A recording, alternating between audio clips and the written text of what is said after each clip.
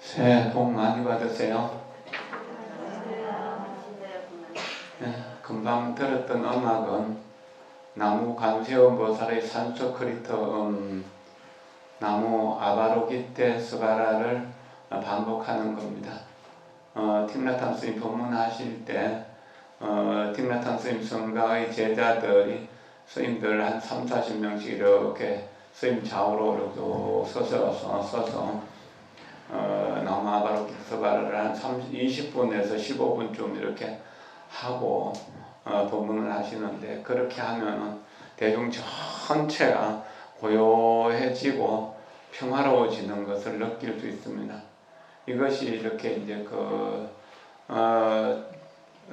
플리밀리지 성가가 집중하고 그 집중하는 상태에서 지혜와 자비를 길러낼 수 있는 그런 인연이 됩니다. 우리가 복을 받기 위해서는 다른 사람들의 마음을 편안하게 해주고 실제로 도움되는 일들을 많이 해야 됩니다. 거기서 첫째는 마음으로 항상 남을 돕겠다고 생각하고 남을 기쁘게 즐겁게 해주겠다고 생각하는 좋은 마음을 내고 자비로운 마음을 내야 되는 것입니다. 그리고 불쌍하고 어려운 사람들에게는 연민의 마음을 내도록 그렇게 해야 됩니다.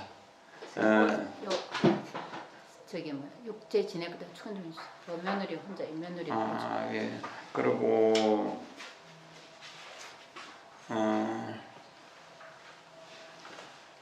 항상 기쁨을 줄 수 있는 생각과 말과 행동을 해야 됩니다. 기쁨을 주지 않고는 보내지 않겠다. 기쁨을 줘야겠다. 근데 기쁨을 주되 슬픔을 덜어주고 기쁨을 주지만 거기에 집착하지 않는, 우리는 사랑이라고 하는 이름으로 집착함으로써 엄청나게 많은 고통을 주고받잖아요. 그런 것을 하지 않는다는 겁니다. 항상 햇살이 온 누리를 비추듯이 대지가 모든 생명을 살려주듯이 이렇게 평등한 마음으로 평정으로서 한다는 그런 이야기입니다. 이렇게 해서 마음이 청정해지고 생각이 청정해지고 말씨가 청정해지고 행실이 청정해지는 게 남을 돕게 해주는 그런 좋은 일입니다. 이렇게 해서 신구의 삼업이 청정하면은 모든 복이 함께 모인다는 뜻입니다. 아까 봉투에 들었던 호신불이 들어 있습니다. 그것을 항상 생각하십시오. 삼업청정 백복고집이라. 삼업이 청정하면 모든 복이 함께 모인다. 다 모여든다. 내가 복을 받고 싶지 않더라도 자연스럽게 복을 받게 되는 것입니다. 매일매일 나무아미타불을 10,000번씩 하고 이것을 죽을 때까지 하겠다고 소원하면서 좋은 마음, 좋은 날씨, 좋은 행실을 해나가면 근심하고 걱정할 일이 없어집니다. 두려워하고 외로워할 일이 없습니다. 잠이 안 와서 걱정할 일이 없습니다. 아까도 어떤 분이 간호사에서 잠이 안 와서 요즘 힘들다고 그런 말씀을, 잠을 못 잔다고 약을 처방받고 그런다고 그러는데, 네, 잠이 너무 잘 와가지고요, 밤이 너무 짧아요. 연부를 많이 하면. 그리고 잠깐 자도 피로가 싹 풀려요. 번뇌가 없어지기 때문에, 업이 녹아내리기 때문에. 번뇌를 녹여내고 업을 녹여내는 일 중에서, 삼업을 청정하게 하는 일 중에서 제일 중요한 것, 이것이 매일 나무아미타불을 10,000번씩 부르는 겁니다. 앉아서도 서서도 오며 가면서도 오직 나무아미타불 하는, 누워서도 잠들기 전에 나무아미타불 부르면 꿈속에서도 아미타불을 부르게 됩니다. 그리고 아침에 눈 뜨는 게 그렇게 가벼워져요. 편안해져요. 그리고 눈 뜨면은 바로 아미타불을 부르기 시작하는 겁니다. 그렇게 해서 하루 종일 아미타불을 부르다가 저녁에도 아미타불 속에서, 아미타불의 품 속에서 아미타불 스님의 팔을 메고 아미타불 스님 품 속에서 잠이 드는, 그럼 아직 엄마의 품 속에서 잠드는 아기처럼 그렇게 편안하게 잠들 수 있어집니다. 그러면 한 4시간 정도 자도 아주 개운합니다. 이러면은 돈 하나도 안 들고 병원에 가야 될 일이 아예 없어져요. 제가 한 10여 년 동안 이게 병원에 갈 일이 별로 없거든요. 검진 받으러는 갔지만 치료 받으러는 안 갔다는 거예요. 이게 아미타불이 주는 선물이라. 애써서 돈 들어가지고 돈 드느라고 몸 다 상해가지고 온 몸이 종합병원이 돼갖고 이 병원 저 병원 찾아다니는 거 서글픈 일이잖아요. 우리 여기에 뭐 일진양 보살이나 몇 분 보살님들 보면 거의 병원에 안 가시고 잘 사시잖아요. 나이 들면은 몸이 건강한 것이 중요한데 몸을 건강하게 하는 비결은 마음을 건강하게 하는 거예요. 마음을 건강하게 하는 것보다 더 좋은 비결은 없습니다. 마음을 건강하게 하는 것이 염불하는 일이다. 마음이 건강하면 몸도 건강합니다. 마음이 건강하면 어떤 음식이든지 불평불만 없이 맛있게 먹게 돼요. 그러면 소화도 잘 되게 되고 모든 일들도 잘 되는데 그렇게 하면 웃을 일도 많고 짜증낼 일은 없어지는 거예요. 기쁘고 즐거워서 웃는 일이 많은데 어떻게 일이 안 되는 일이 있겠습니까?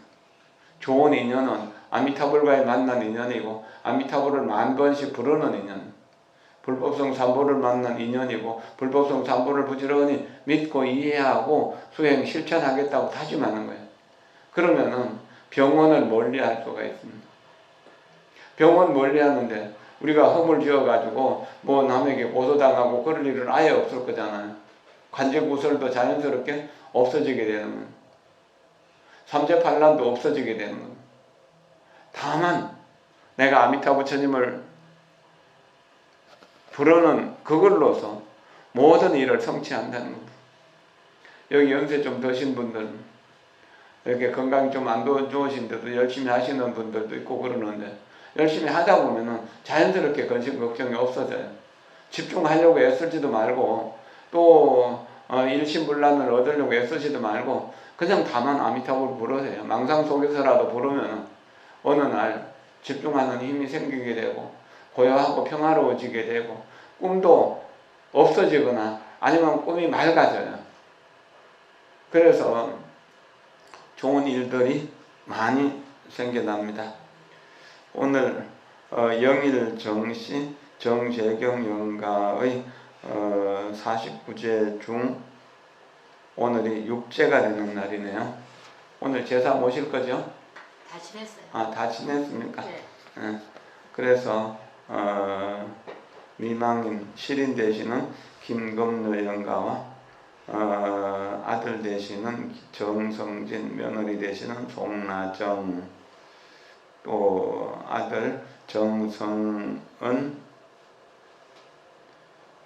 정성남, 김분남, 딸, 며느리 김분남, 이연정, 딸 송성숙, 사위 김영진, 손자 정종하, 인화, 현화, 시연, 시현 등 간의 일문건족 등이 아버님 영일정시 재경영가의 사후 6제를 봉행하는데 오늘 봉행했다고 하는데 극락왕생할 수 있기를 기원합니다.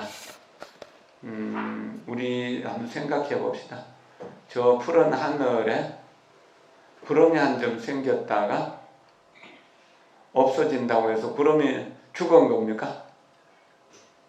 비가 내려서 없어지든지 날려서 없어지든지 간에 없어진 것이 죽는 것은 아니죠. 다른 모습으로 변한 것이죠. 물의 모습으로 변한 겁니다. 그래 비가 내려서 다시 세상을 촉촉하게 적셔주다. 다시 또 나무로서 풀로서 곡식으로서 또한 자손들의 또 자손으로서 이렇게 세상에 태어나서 세상에 이익을 주면서 살게 되는 겁니다. 죽음은 없다. 제가 1월 6일부터 15일까지 베트남 틱나탐 스님 일주기에 참여하셨는데 돌아가시기 전에 평생을 두고 이제 그를 말씀들을 하셨습니다. 나는 죽지 않는다. 이 육신은 재로 변하고 열기로 변하고 물로 변하고 공기로 변할 뿐이지 죽는 것은 아니잖아. 또 내가 이 세상에 없는 것처럼 보이지만 실제로 수행하는 제자들의 숨쉬는 숨결 속에 살아있는 것이고 또 발걸음 속에 살아있는 것이고 법문하는 속에 살아있는 것이라고 말씀하셨어요. 아버지를 생각하면 아버지가 금방 떠오르잖아요. 돌아가셨다면 완전히 기억에서 없어져야 되는데 없어지지 않는다는 겁니다.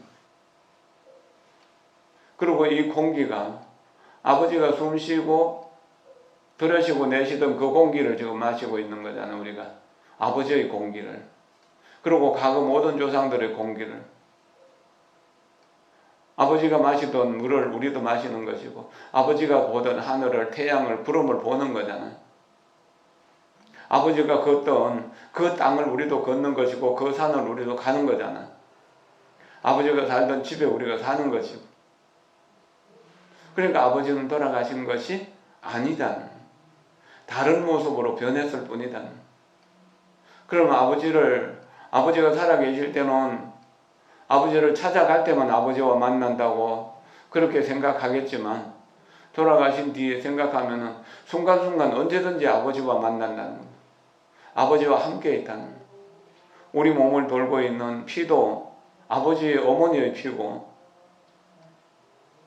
우리가 이 살이나 뼈나 골수까지도 전부 아버지 어머니 거잖아요. 아버지 어머니가 우리 몸 속에 산다, 우리 마음 속에 산다, 이 세상 속에 산다는 겁니다. 언제나 아버지 어머니가 자식들에게 바랬던 것이 뭔가 있을 거잖아요. 그 바랬던 것, 행복하게 잘 살아라, 평화롭게 잘 살아라 하고 그렇게 말해줬잖아요. 그렇게 염원하셨잖아요. 그것을 생각하면서 언제 어느 때라도 아버지와 만날 때 부끄럽지 않은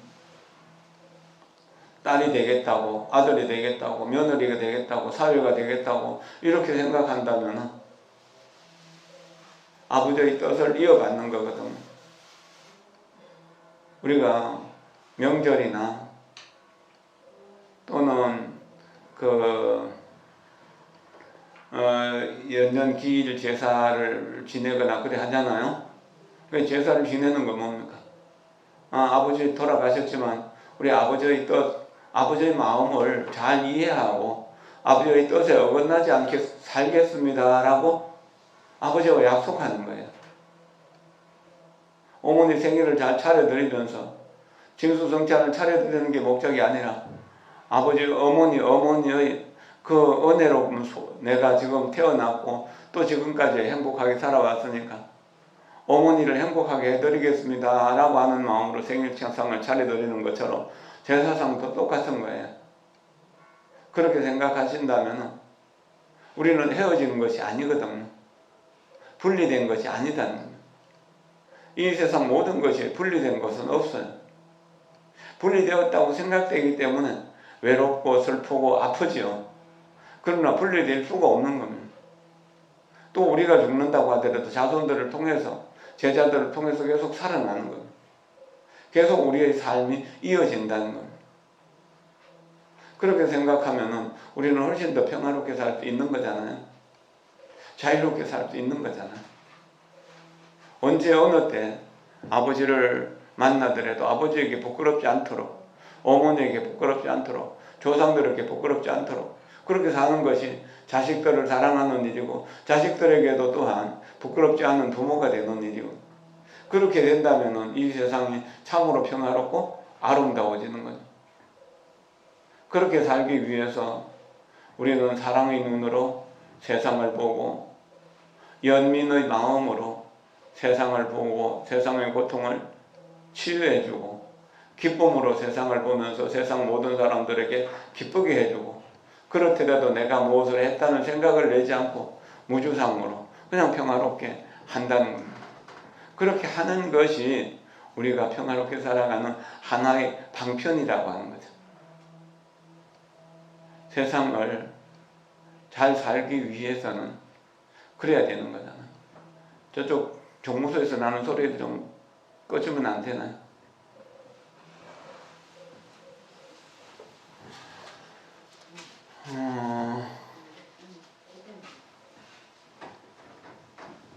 생각해 보세요. 우리가 죽을 수 있는가요? 우리 죽을 수 없어요. 다른 모습으로 변하잖아요. 1살이 2살 되고 2살이 3살 되고 초등학생이 중학생 되고 중학생이 고등학생 된다고 해서 아니 죽는 거 아니잖아요. 만약에 그게 죽는다면 죽고 삶이 계속 반복되는 거잖아요.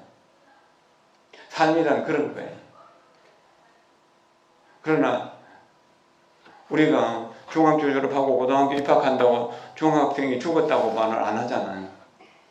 그런 것처럼 우리 이 몸뚱이가 없어졌다고 하더라도 새로운 몸을 다시 받아 태어나게 돼요. 그러니까 걱정할 필요가 없습니다. 다만 사랑 속에서, 연민 속에서, 기쁨 속에서, 평정 속에서 그렇게 살아가면 됩니다. 지난 시간에 이어서 오늘도 사랑의 가르침, 자비와 사랑과 자비, 또 기쁨과 평정에 대해서 공부하는데 지난번에 사랑에 대해서 공부했으니까 오늘은 연민에 대해서 공부하도록 하겠습니다. 비라고 하는 부분을 자비라고 표현했는데 16쪽 하단입니다. 앞쪽도 이제 나중에 기회 되면 읽어보시고 오늘 자비부터 시작하겠습니다.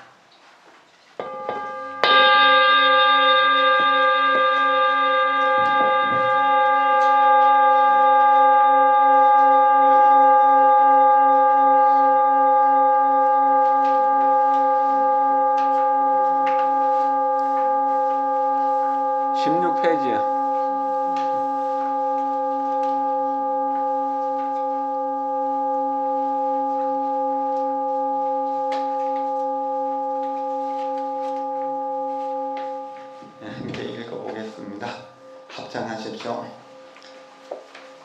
자비, 참된 사람의 두 번째 모습은 고통에서 노연하게 하고 슬픔을 덜어주고자 하는 마음과 그것을 행할 수 있는 능력을 뜻하는 카루나입니다.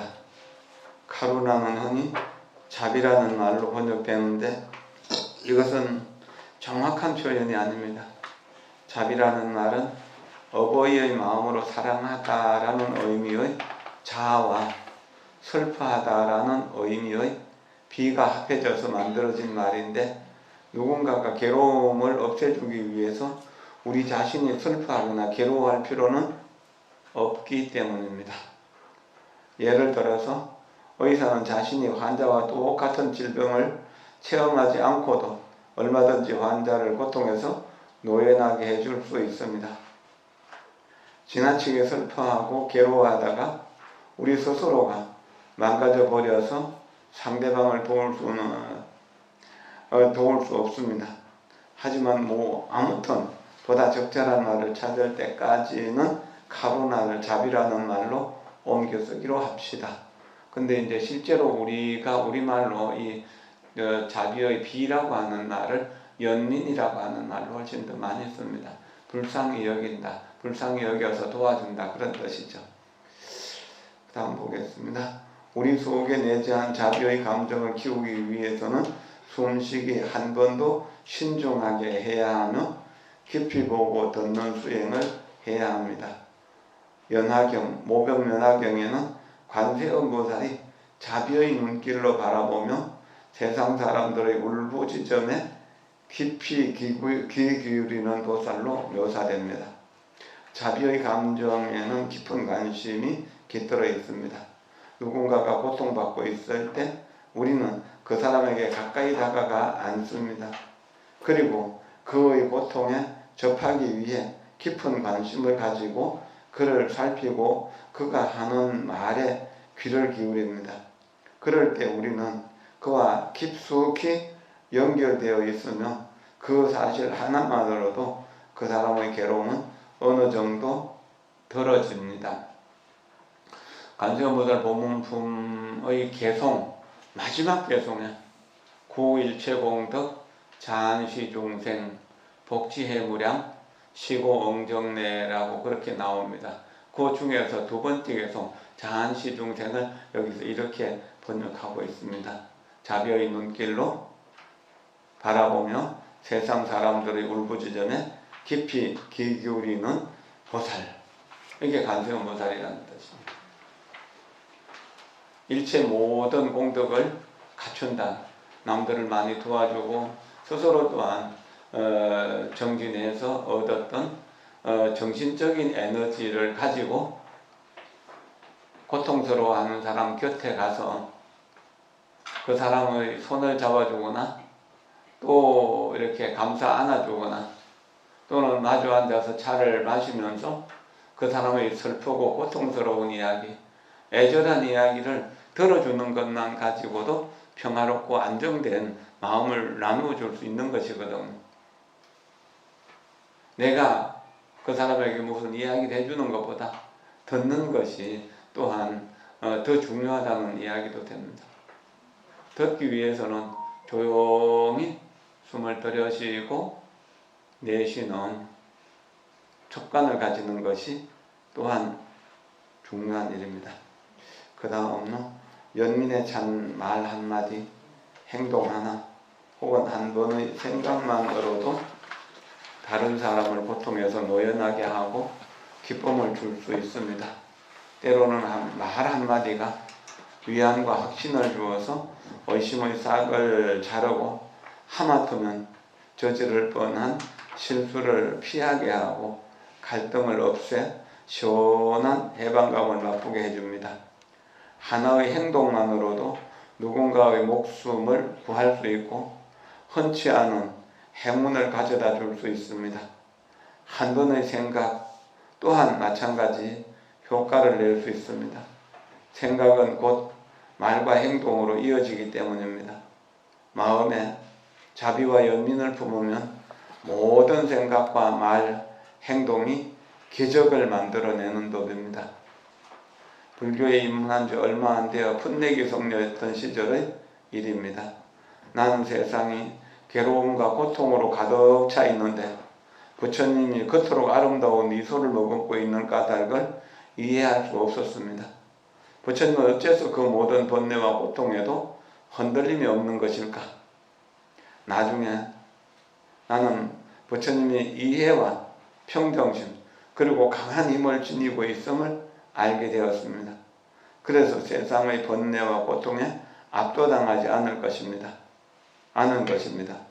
부처님은 번뇌와 고통을 다독여서 다른 형태로 승화시키는 방법을 알기에 그것을 향해 미소를 머금을 수가 있었습니다. 우리는 번뇌와 고통의 실체가 무엇인지 알아야 하지만 평정심과 침착함 그리고 내면의 힘을 잃어서는 안 됩니다. 그래야 상황을 변화시킬 수 있습니다. 자비가 있는 한 슬픔이 넘쳐 눈물의 바다가 만들어진다고 해도 그 바다는 우리를 익사시키지 못합니다. 이것이 바로 부처님이 그토록 아름다운 미소를 머금을 수 있는 이유입니다. 좀 편안히 앉으십시오. 전쟁 중에 폭탄이 떨어져서 사람이 죽어가고 또 여러 가지 어려운 일들이 겹치고 겹쳐도 꽃은 피어납니다. 아이들은 또한 태어나고 미소 짓습니다. 이것은 굉장히 중요한 일입니다. 나는 죽겠다고 정말 못 살겠다고 그러는데 또한 다른 사람들은 더 즐겁게 기쁘게 세상을 사는 그런 경우들도 우리가 볼 수 있는 것이거든요. 큰 나무는 한쪽 가지가 썩어서 내려앉아도 또한 새로운 새싹이 돋아나잖아요. 그런 것처럼 우리의 마음은 한쪽에서 병들어서 시들어도 다시 한쪽에서 새롭게 살아날 수 있는 그런 의지가 있습니다. 그러니까 그 의지를 키워내는 것이 사랑과 자비입니다. 사랑과 자비만 있다면 어떤 경우에라도 힘차게 다시 일어설 수 있습니다. 옛날에 우리 어머니, 아버지, 할아버지, 할머니들은 대부분 다 가난하고 어려웠습니다. 전쟁도 많이 치렀습니다. 그렇지만 아이들을 사랑하는 힘으로 보살피고 있기 때문에 그 어려운 일을 다 견디고 다 이겨내면서 아이들을 키워냈습니다. 전쟁 중에서도 피난길 중에서도 아이를 안고 아이에게 젖을 먹이는 엄마는 두려움을 극복하고 고통을 극복하고 미소를 지을 수가 있습니다. 이것이 사랑의 힘, 연민의 힘입니다. 사랑과 자비의 힘은 그렇게 큰 겁니다. 죽음의 그 전쟁터에서도 아이를 낳아서 키울 수 있는 힘은 세상을 굴러가게 하는 힘이라는 겁니다. 우리가 그런 부모님들의 사랑을 먹으면서 지금까지 살아왔잖아요. 그 은혜를 우리는 또 자식들에게 갚아가면서 살아가는 것이잖아요. 세상이 아무리 힘들고 어려워도 살아날 길은 있다는 겁니다. 이 세상에는 언제나 전쟁이 있습니다. 지금도 우크라이나 쪽에는 전쟁이 일어나고 있고 다른 나라도 전쟁이나 갈등들이 계속 일어나고 있습니다. 그렇더라 해도 우리가 영 죽는 것은 아닙니다. 새롭게 살아날 수 있는 길이 있다는 겁니다. 그 길을 봐야 됩니다. 우리가 몸이 아픈다고 생각할 때 온 몸이 다 아픈 경우는 죽을 때가 아니고는 거의 없습니다. 건강한 부분이 더 많습니다. 배가 아프면은 위가 아프고 다른 장기는 건강한 경우들이 많거든요. 간이 아플 때는 또 다른 장기는 건강할 수 있습니다. 그렇게 건강한 몸을 보면은 우리는 병을 이겨낼 수 있는 힘이 생깁니다. 그런데 우리는 오랜 세월 전부터 이 손가락 조금만 다쳐도 그 아픈데 신경 쓰느라고 건강한 것을 보지 못합니다. 그와 마찬가지로 우리 마음도 평화롭고 행복한 조건들을 너무나 많이 가지고 있습니다. 그런데도 그 불행한 아주 작은 한 가지만 보는 데 익숙해져 있어서 그거 하나 때문에 세상 근심 걱정을 다 하면서 두렵게 살아가는 이들이 참 많이 있습니다. 생각해 보십시오. 세상에 어려운 일이 없을 때가 있었나요? 그러나 우리가 그 어려움은 생각 속에서 있는 거지 실제로 있는 건 아니었기도 하거든요. 대부분의 근심 걱정은 안 해도 되는 것들입니다. 근심해도 안 되는 일은 근심할 필요가 없는 것이고 근심 안 해도 되는 일은 아예 근심할 것이 없는 거잖아요. 그렇게 생각하면 훨씬 더 우리는 잘 할 수 있는 그런 마음이 갖추어질 수 있습니다. 그리고 몸은 마음을 따라서 그렇게 기쁘게 즐겁게 움직일 수 있는 것입니다. 그 다음 사무량심 세 번째 기쁨입니다. 합장하십시오. 참된 사랑의 세 번째 요소는 무디타, 즉 기쁨입니다. 참된 사랑은 언제나 우리와 사랑하는 사람의 마음에 기쁨을 줍니다. 우리의 사랑이 우리 두 사람 모두에게 기쁨을 주지 못한다면 그것은 참된 사랑이 아닙니다. 병든 사랑이고 문제가 있는 사랑이죠. 불경 해설자들은 행복은 몸과 마음 모두와 관계가 있는 반면 기쁨은 근본적으로 마음에 관계된 것이라고 말하는데 그 예로 흔히 이러한 비유를 들고 납니다.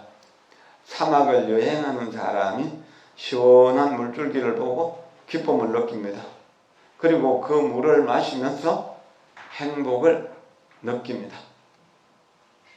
그제 그 도일스님 그 법문하시면서 법화경 화성유품을 이렇게 끌어와서 처음에 시작을 했는데 그리고 사막을 걸어가다 보면은 목도 마르고 다리도 아프고 허리도 아프고 온 몸이 지쳐갖고 쓰러져 죽을 것 같으면 그러나 그 중에 지도자 한 명이 우리가 조금만 더 가면은 시원한 숲이 있고 폭포수 같은 물이 풀풀 넘치니까 우리가 조금만 힘을 내자. 그래가지고 그 지도자가 여기 화성을 만들어줍니다. 실제로 있는 것이 아닙니다.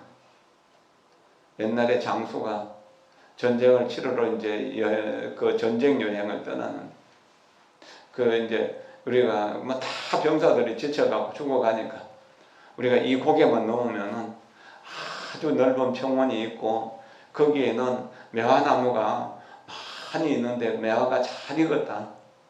그러니까 우리가 조금만 힘을 내자. 그럼 매화를 시컷 따먹어서 목마름도 쉬게 하고 또한 배고픔도 쉬게 할 수 있다는. 그러기 위해서 병사들이 힘을 얻어가지고 그 산을 무사히 넘어갈 수 있었다는. 그래서 실제로 거기에 매화밭이 있어서 매화를 맛있게 따먹었다는 이야기. 그와 같이 우리가 어려움을 한 번 넘기고 두 번 넘기면 넘길 수 있는 힘이 생깁니다. 그 힘으로 그걸 넘어가는. 그러면은 내가 이제 1km만 가면은 오아시스가 있다는 것을 알기만 해도 힘이 나잖아요. 그것을 기쁨이라고 한다면은 1km를 기쁨으로 걸어가서 그 오아시스에서 시원한 물을 마시고 세수를 하고 목욕을 하고 그리고 쉬는 것, 이것을 행복이라고 할 수 있습니다. 어쩌면 여러분들이 직장에 다닐 때 직장에 가서 일하는 노동은 기쁨이라고 할 수 있겠죠. 일은 기쁨이에요. 그럼 이제 급여를 받아서 가족들이 그 돈을 가지고 행복하게 살아가면 그게 행복이라는 거예요. 맛있는 음식도 먹고 좋은 옷도 입고 어디에 가고 싶은데 또 다니기도 하고 그러는 거예요. 기쁨과 행복이 조금 다르다는 뜻이죠. 그럼 기쁨이 있다면 하는 일이 즐거운 거잖아요. 그러나 희망이 없다면 하는 일이 너무 힘들 거잖아요. 그래서 언제나 기쁨과 행복을 늘 생각하면서 살아야 된다는 겁니다. 다시 합장하십시오. 우리는 미래를 향해 돌진하지 않습니다. 모든 것이 바로 지금 이 순간에 들어있음을 알기 때문입니다. 작고 사소한 수많은 것들이 우리에게 엄청난 기쁨을 가져다 주며 눈만 좋은 세상이면 깨우침 또한 얻을 수 있습니다. 눈을 뜨면 푸른 하늘과 청보라색의 꽃들, 아이들, 나무들, 그리고 또 다른 종류의 수많은 형상과 색채들을 볼 수 있습니다. 의식이 깨어있는 상태에 들어있으면 경이롭고 신선한 것들을 접할 수 있어서 자연스럽게 기쁨이 차오릅니다. 기쁨 속에는 행복이 들어있고 행복 속에는 기쁨이 들어있습니다. 어떤 불경 해설자들은 무디타가 자비로운 기쁨, 자유로운 기쁨 혹은 에타, 다른 사람을 사랑하는 기쁨, 즉 다른 사람들이 행복할 때 우리가 느끼는 행복을 의미한다고 했습니다. 그러나 그런 해석들은 지나치게 한정되고 편협한 것입니다. 자신과 다른 사람들 사이에 분명한 선을 긋고 출발하기 때문입니다. 좀 더 깊이 들여다보면 무디타는 평온과 만족으로 가득한 기쁨의 상태로 해석됩니다. 우리는 다른 사람들이 행복해하는 것을 보고 기쁨을 느낄 수도 있지만 우리 자신의 행복을 기뻐할 수도 있습니다. 스스로가 기쁘고 행복하지 않은데 어떻게 다른 사람을 보고 기쁨을 느낄 수 있을까요? 기쁨이란 모든 사람을 위한 것입니다. 한 송이 꽃이 피어 있으면 지나간 사람들이 그 꽃향기를 맡고 꽃의 아름다움에 취해서 기쁨을 느끼죠. 그와 같이 한 사람이 미소 지으면서 살아간다면 또 이야기를 한다면 그 미소를 모든 사람들이 다 좋아하고 평화롭고 행복함을 느끼게 될 것입니다. 내가 미소 짓는 것은 그렇게 중요하다라고 하는 겁니다. 2003년도 3월 달에 틱나탄 스님을 만났을 때 그날은 여러 일정 중에서 쉬는 날이다라고 정하면서 그날 모든 일정을 줄였습니다.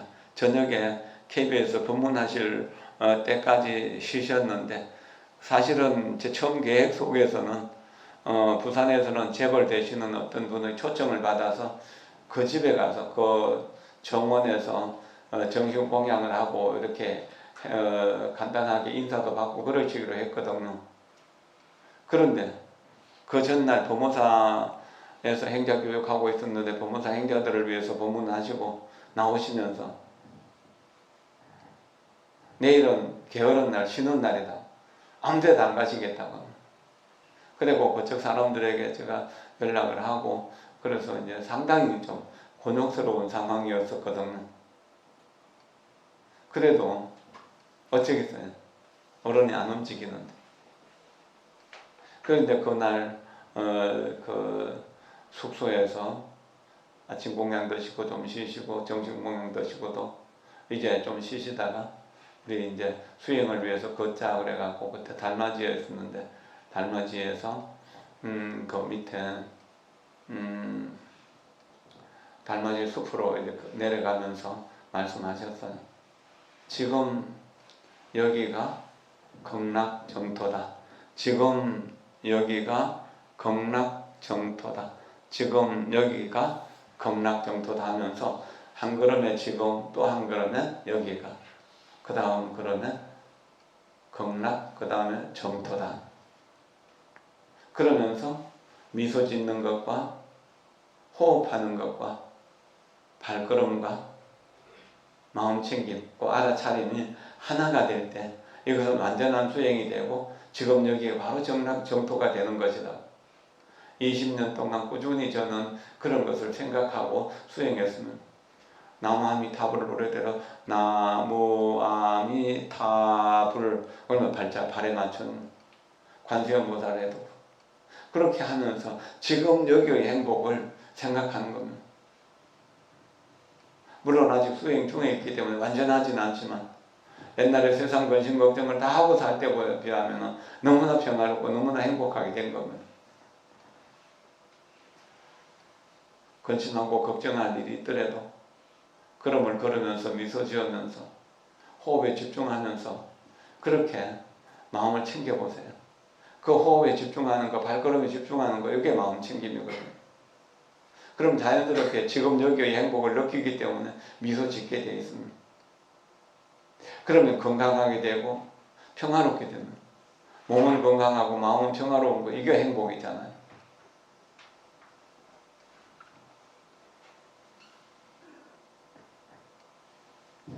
그 다음 평정 마지막입니다. 여기 이제 사랑과 연민, 그 사랑과 자비, 또 기쁨이 이 평정이 없으면 차별된 것이 되고 이렇게 이제 그 집착하는 것이 되고 또 욕심과 욕망을 향해서 달리는 것이 될 수 있기 때문에 이 평정은 무엇보다 중요한 것입니다. 버릴 사자라고 하는 사를 이렇게 이제 그 우페크샤라고 이야기하고 이 우페크샤를 평정이라고 그렇게 번역합니다.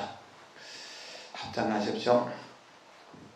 참된 사랑의 네 번째 요소는 평온과 무심함, 판별하지 않는 무념의 상태, 혹 누아줌을 의미하는 우페크샤입니다. 우페는 너머, 무엇 너머를 뜻하고 크샤는 보다는 뜻입니다. 너머를 본다는 것. 우리는 어느 한 면이나 다른 면에 한정되지 않은 전체를 조망하기 위해서 산에 오릅니다. 사랑 속에 애착과 판별, 편견이나 집착이 들어있으면 그 사랑은 참된 사랑이 아닙니다. 불교를 이해하지 못하는 사람들은 흔히 우페크샤가 무관심을 의미하는 것으로 착각하는데 참된 평정심은 냉정함도 아니고 무관심함도 아닙니다. 우리에게 자식이 하나 이상 있으면 그 아이들이 모두 우리들의 자식입니다. 우페크샤는 사랑하지 않는 것을 의미하는 게 아닙니다. 우리는 자식을 모두 고루고루 사랑을 받을 수 있는 방법으로 사랑하지 않습니까? 그렇게 사랑하는 겁니다. 10명의 자식이 있어도 똑같이 사랑하는 거잖아요. 누구에게만 사랑하고 누구를 덜 사랑하면 문제가 생깁니다. 실제로 그런 일로 인해서 집안에 문제가 생긴 경우들도 들어있습니다. 조심하셔야 됩니다. 우페크샤는 저 평등의 지혜라 불리는 표지를 지니고 있는데 이것은 곧 자신과 다른 사람들 사이에 구분을 짓지 않고 모든 사람을 평등하게 볼 줄 아는 능력을 의미합니다. 이 능력을 지니고 있으면 설령 우리 자신이 깊숙이 개입된 갈등과 상황이 있다 하더라도 어느 한편으로 치우치지 않고 양쪽 모두를 사랑하고 이해할 수 있습니다. 그리하여 모든 차별과 편견과 허물을 벗어버리고 자신과 다른 사람들 사이의 경계를 허물 수 있습니다. 만일 자신을 사랑하는 존재로 다른 사람을 사랑받는 존재로 본다면 혹은 자신을 다른 사람보다 더 나은 존재로 그들과 다른 존재를 본다면 우리에게는 참된 의미의 평정이 없는 것입니다. 누군가를 이해하고 진정으로 사랑하기를 원한다면 스스로 다른 사람의 살갗 속으로 집어넣어 그 사람과 하나가 되어야 합니다. 그렇게 되면 비로소 자신과 남의 구분이 사라져 버립니다. 처음에 말씀드린 대로 부모님이 우리 마음속에 계신다. 내가 또 우리 마음속에 계신다. 나는 남들 속에 있고 남들은 내 속에 있다고 이렇게 이해한다면 우리는 어려움이 없어지는 거거든요. 이 오페커차를 실행하는데 오페커차가 없는 사람은 소유욕을 불러일으킵니다. 여름날 부는 한 줄기 바람은 참으로 상쾌한 것입니다. 그러나 그것을 깡통 속에 넣어서 영원히 자신만의 것으로 간직하려 든다면 바람은 죽어버립니다. 물도 마찬가지죠. 이 물은 좋은 물이니까 내가 가둬두고 나 혼자만 먹을 거야 하면은 물은 며칠 사이에 썩어버리잖아요. 마찬가지입니다. 우리의 사랑도 그렇습니다. 우리가 사랑하는 존재 또한 마찬가지입니다. 그는 구름과 같고 물줄기 한 줄기 시원한 바람과 같으며 꽃과 같습니다. 그를 깡통 속에 집어넣어 가두려 든다면 죽고 마는 것입니다. 우리의 사랑이 죽었기 때문에 서로 미워하고 나중에는 싸우다가 이혼까지 하게 되는 그런 문제가 생기는 것이거든요. 그럼에도 수많은 사람들이 그런 짓을 저지릅니다. 그들은 사랑하는 사람에게서 자유를 빼앗아 마침내는 그 자신으로 존재할 수 없게 만들어 버립니다.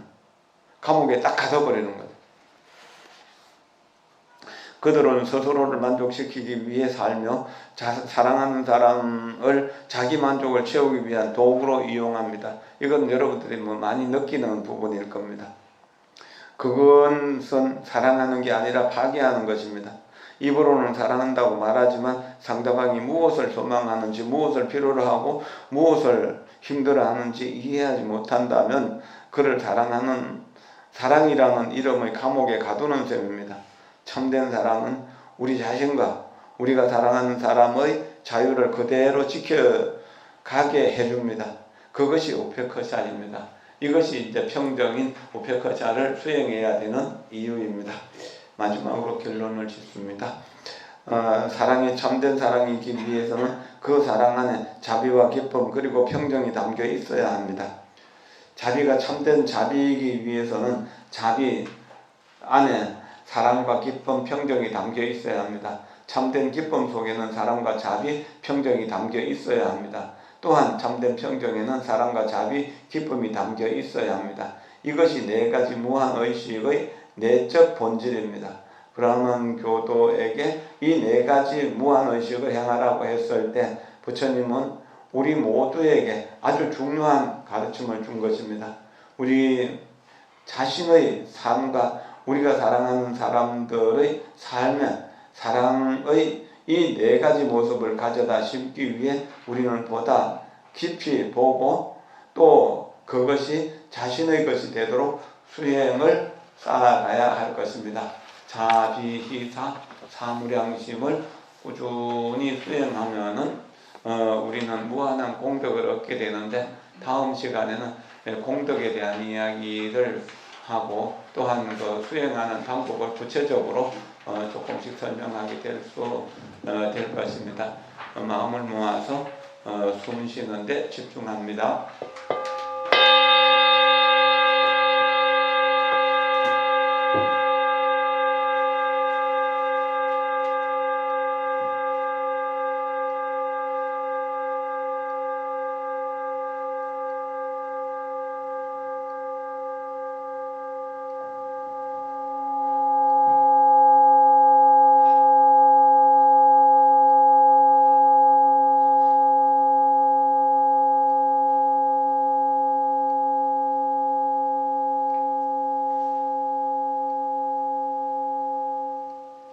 이렇게 종소리를 들으면서 집중할 때 평화롭죠. 가끔씩 우리 그렇게 좀 한 걸 익혀보세요. 자기 동작할 때 또는 어떤 뭐 실제로 종을 놓고 쳐도 좋고 다른 소리 나는 무엇을 놓고 해도 좋고 어떤 이제 뭐 자동차가 달리다가 신호를 받고 설 때라든지 또 다시 움직일 때라든지 그럴 때 생각해도 좋을 것입니다. 오늘 정초기도 중에 이렇게 부패한 인연으로 여러분 모두가 금년 1년 평화롭고 행복하고 그 평화롭고 행복한 것이 세세생생 이어질 수 있기를 기원하면서 오늘 법회를 마칩니다. 고맙습니다. 감사합니다. 감사합니다.